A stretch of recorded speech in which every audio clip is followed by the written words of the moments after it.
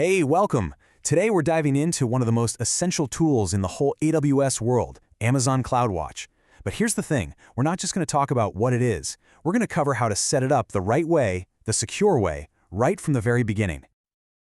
Okay, let's jump right in. The best way to think about CloudWatch, honestly, it's the control panel for your entire cloud.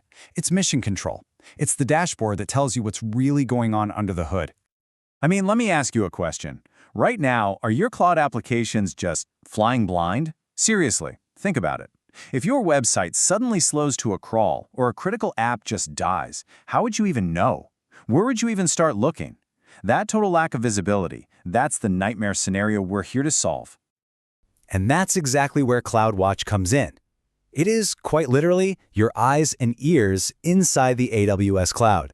Through a pretty simple point-and-click website, it's constantly collecting data, metrics, logs, events, you name it, and pulling it all into one unified view so you can finally see what's happening. So how do we get started? Well, the first step is pretty obvious. You need an AWS account. Now, if you already have one, that's great. If not, we're going to quickly walk through the setup because, trust me, how you create it matters a lot.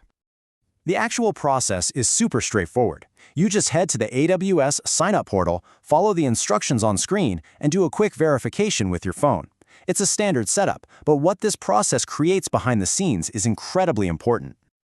The second you finish creating that account, AWS creates what's called a root user. Now, you have to understand this isn't just any user. This is the user with the keys to the entire kingdom. We're talking a single sign-in that has complete, unrestricted access to everything in your account.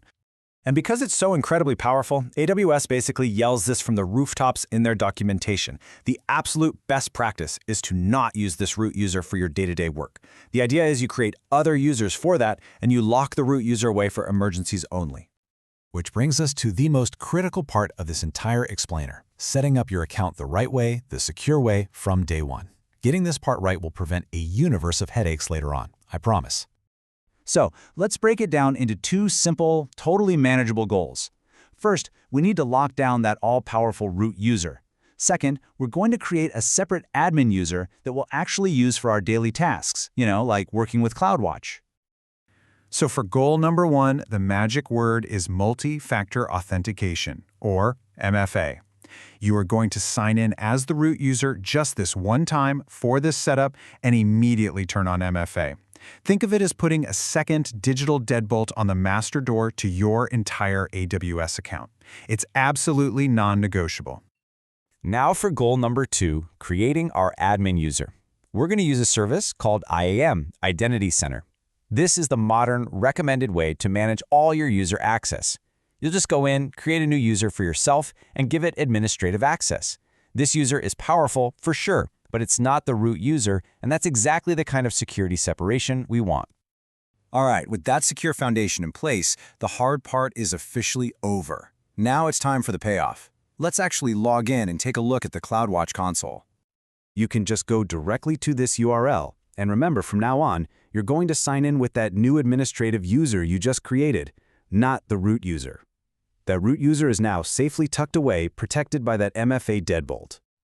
And here's something really cool. The moment you log in, you might see a little surprise. See, a lot of AWS services automatically start pushing performance data to CloudWatch for free, right out of the box. So even in a brand new account, you could already have valuable data just sitting there, waiting for you to explore.